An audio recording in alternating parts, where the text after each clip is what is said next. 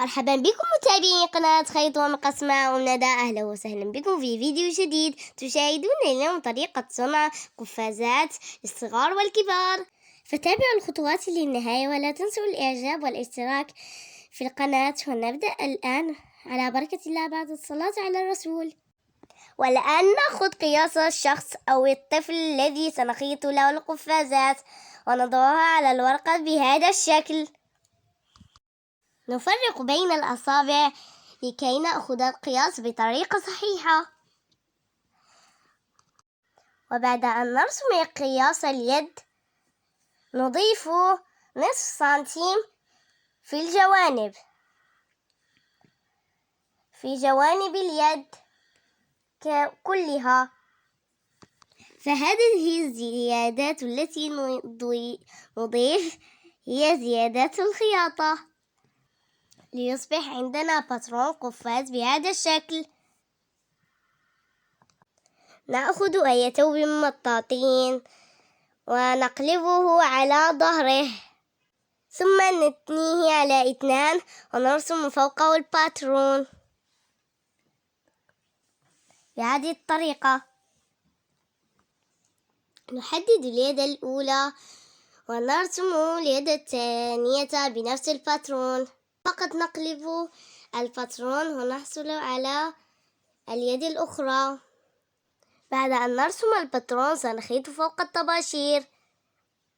بعد الخياطة نقوم بإدخال اليد للتأكد من القياسات. نقوم بتحديد الزيادات ثم نعيد خياطتها.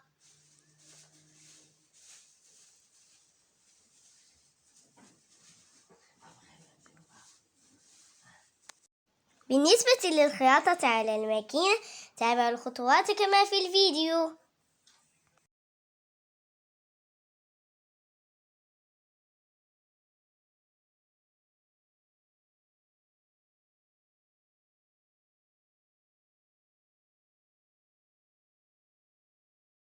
بعد الخياطة نقوم بالتقطيع ونترك الزوائد في الحاشية.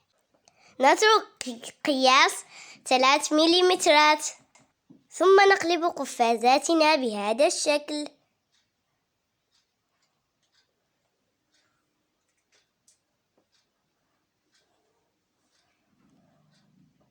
والآن هذه هي النتيجة كما تلاحظون. سنزيد قطعة طولها طول المعصم وعرضها 6 سنتيمات. عرض القطع يمكنكم تغييره حسب رغبتكم.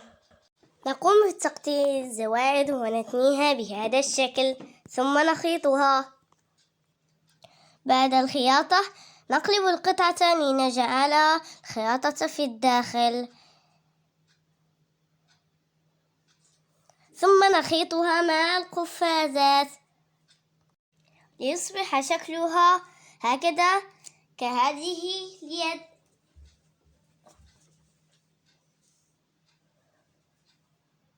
بهكذا قد انتهينا من قفازات الصغار. كما ترون النتيجة جميلة.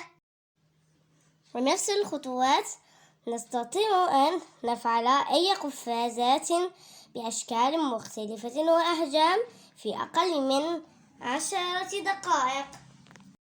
وهذا قفاز بحجم مختلف وبثوب مختلف. كما تشاهدون هذه هي الخطوات نفسها. نخيط ثم نقيس ونحدد الزوائد ونخيطها ثم نقصها